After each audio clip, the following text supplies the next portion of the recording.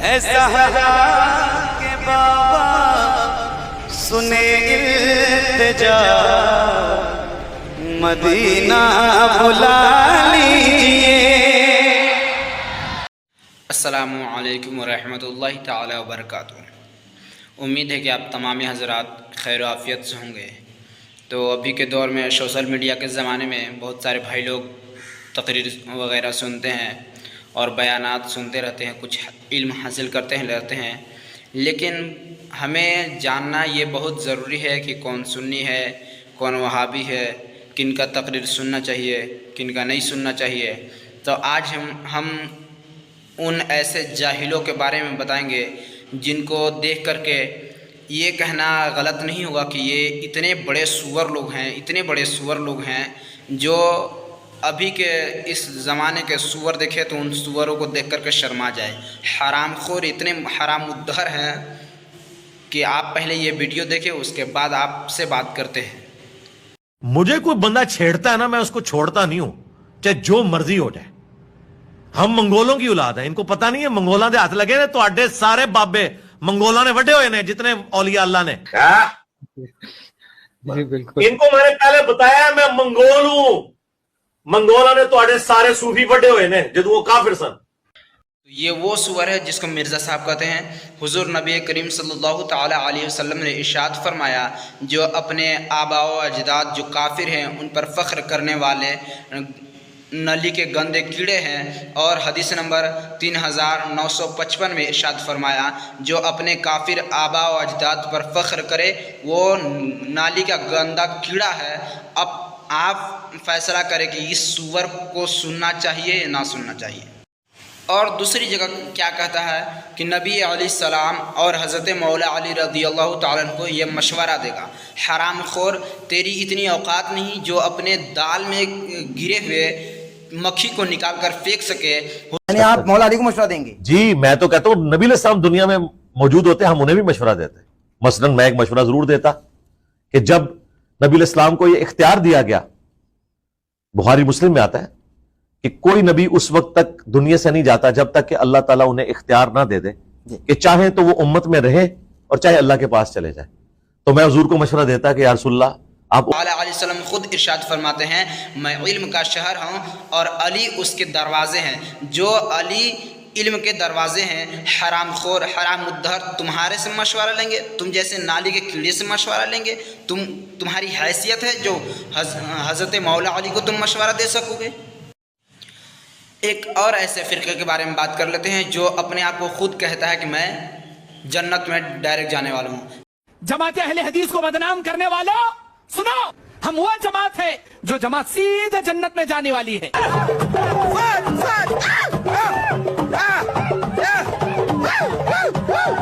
اس آدمی کو دیکھو وہ جنتیوں میں سے۔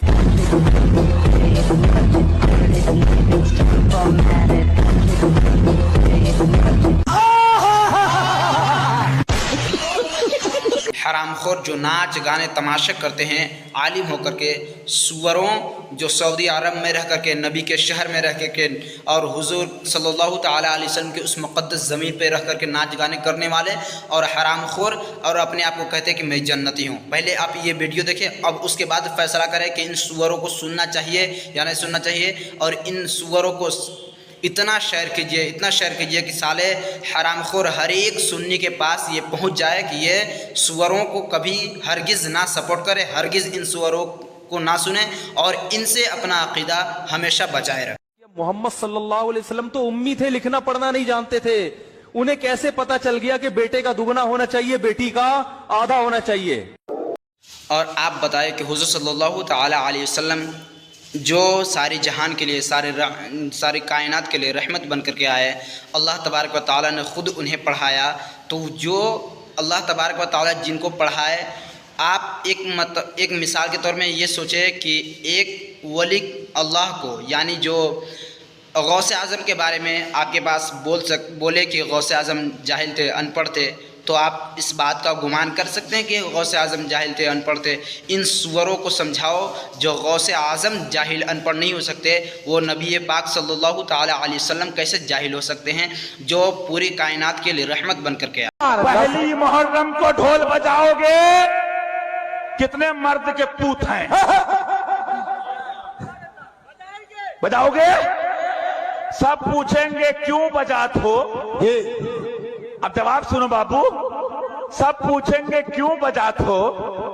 कहना बाबू हमने गौवा को जमा करे हैं, हम गौवा वालों को जमा करे हैं, तू का कोई खबर नहीं है, हम तो फतावा आलमगीरी पढ़े हैं, क्योंकि ऐलान के तौर पे ढोल बजाने की रुख्सत है। अब कहेंगे तू का ऐलान करत हो? कहना बाबू हम ऐलान करत हैं कि इमाम हुसैन का महीना शुरू होगा। लो जी, एक और नई बात आ गई कि मुहर्रम की पहली तारीख को ढोल बजाना जायज़ है। अरे सुअर, अरे हराम खोर, कहाँ से, कौन से मदरसे से इल्म हासिल किए हो बे? कहाँ से पढ़ कर के आए हो? जो इस्लाम में जिस चीज़ को नाजायज़ किया गया है, जिस चीज़ को हराम करार दिया गया है, उसकी बात कर रहे हो तुम कि मुहर्रम की पहली तारीख को ढोल बजाया जाए, इमाम हुसैन का महीना बताया जाए। तुम्हें मालूम नहीं कि पहली तारीख को यानी चाँद दिखने के बाद एक मुहर्रम शुरू हो जाता है? तुम ढोल बजा करके हमें बता रहे हो कि इमाम हुसैन का महीना आ गया। अरे इमाम हुसैन का महीना आया तो उसमें ये देखो कि इमाम हुसैन ने किस तरह जालिमों का मुकाबला किया, किस तरह अपने हक़ के परचम को बुलंद किया। अगर आपने अल्लाह के सिवा या अल्लाह या रसूल अल्लाह मदद या गौस आज़म मदद और कब्रों से आपने मांगना शुरू कर दिया इस सोच और कॉन्सेप्ट के साथ कि ये इनको अल्लाह ने इख्तियारात दिए हुए हैं, जब चाहे ये मदद कर सकते हैं, इस सोच के साथ अगर आप मांगोगे तो आप 100 दफा अपने आप को कहो मैं तौहीद परस्त हूँ, अल्लाह आपके इस दावे को कबूल करने के लिए तैयार नहीं है। बैठते उठते मदद के वास्ते या रसूल अल्लाह कहा, फिर तुझको क्या? अरे ये तो सहाबा का तरीका था। या रसूल अल्लाह कहा, फिर तुझको क्या? देव तुझसे खुश हैं, फिर हम क्या करें? देव तुझसे खुश हैं, फिर हम क्या करें? हमसे राजी है खुदा, फिर तुझको क्या? और आखिर में फरमाते हैं तौबा नहीं करते, ठीक है, तेरी दोज़ख से तो कुछ छीना नहीं, तेरी दोज़ख से तो कुछ छीना नहीं, खुल्द में पहुंचा रजा, फिर तुझको क्या? चाहिए। और इन सुअरों को इतना शेयर कीजिए, इतना शेयर कीजिए कि साले हरामखोर हर एक सुन्नी के पास ये पहुंच जाए कि ये सुअरों को कभी हरगिज़ ना सपोर्ट करे, हरगिज़ इन सुअरों को ना सुने और इनसे अपना अक़ीदा हमेशा बचाए रखे। क्यों ना अक़ीदत तुझसे करे गम, जब के हमको तुझसे मिले। क्यों ना अक़ीदत तुझसे करे गम, जब के हमको तुझसे मिले, जब के हमको तुझसे मिले। आला हज़रत मुफ्ती आज़म हुज्जतुल इस्लाम, बरेली तुझे सलाम।